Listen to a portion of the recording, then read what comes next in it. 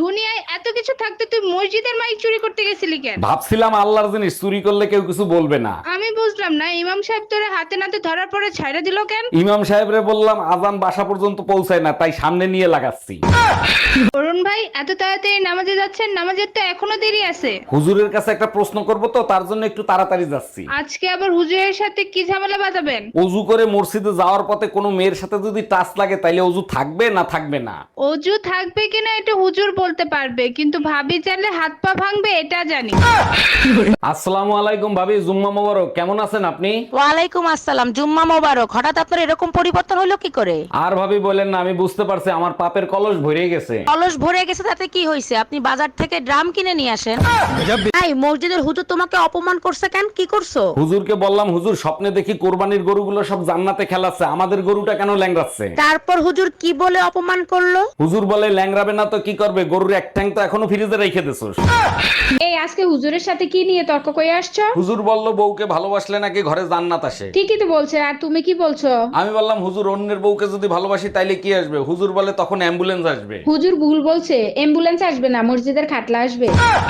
এই যে ভাইয়া, এদিকে একটু শোনেন। জি আপু বলেন। সব সময় দেখি পার্কে এসে দৌড়ান, অন্যান্য ব্যায়াম করেন না কেন? আমি যে বিজনেস করি তাতে শুধু দৌড়টাই কাজে লাগে, অন্য কিছু কাজে লাগে না। ও আচ্ছা, তা আপনি কিসের বিজনেস করেন? চুরির সাথে সাথে ছিনতাইও করি।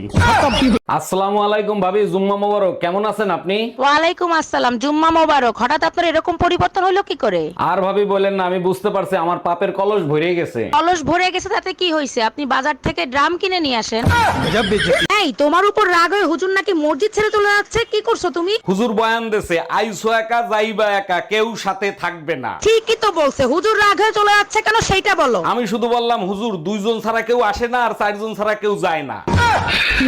এই মসজিদের ইমাম সাহেব আজকে তোমাকে বান্দে পিটাইছে কেন? ইমাম সাহেব বলছে ভালো এমন মানুষকে বাসো যে প্রতিটা মুহূর্তে আল্লাহকে স্মরণ করে। ইমাম সাহেব তো খুব ভালো কথা বলছে, বাইন্দা পিটাইছে কেন সেটা বলো। আমি বললাম এমন ধার্মিক মানুষ তো এলাকায় একজনই আছে, আপনার বউ।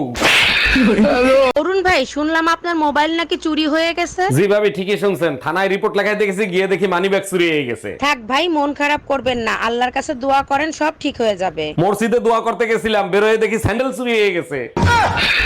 এই মসজিদের হুজুর তোমাকে অপমান করছে কেন? কি করছো? হুজুরকে বললাম হুজুর স্বপ্নে দেখি কোরবানির গরুগুলো সব জান্নাতে খেলাচ্ছে, আমাদের গরুটা কেন ল্যাংড়াচ্ছে? তারপর হুজুর কি বলে অপমান করলো? হুজুর বলে ল্যাংড়াবে না তো কি করবে, গরুর এক ঠ্যাং তো এখনো ফ্রিজে রেখে দিছোস। এই তুমি মসজিদে নামাজ পড়তে যাও না হুজুরের সাথে গ্যাঞ্জাম করতে যাও? হুজুর জিজ্ঞেস করছে জুম্মার নামাজ শেষে কোথায় যাবেন, আমি বললাম কবরস্থানে যাব। এর জন্য তো হুজুর রাগ হতে পারে না, কি হয়েছে সেটা বলো। হুজুর বলে আরবিতে বলেন, তখন আমি বললাম ইন্না লিল্লাহি ওয়া ইন্না ইলাইহি রাজিউন। অরুণ ভাই, এত তাড়াতাড়ি নামাজে যাচ্ছেন? নামাজের তো এখনো দেরি আছে। হুজুরের কাছে একটা প্রশ্ন করব তো, তার জন্য একটু তাড়াতাড়ি যাচ্ছি। আজকে আবার হুজুরের সাথে কি ঝামেলা বাঁধাবেন? অজু করে মসজিদে যাওয়ার পথে কোনো মেয়ের সাথে যদি টাচ লাগে তাইলে অজু থাকবে না থাকবে না? অজু থাকবে কিনা এটা হুজুর বলতে পারবে, কিন্তু ভাবি চাইলে হাত পা ভাঙবে এটা জানি।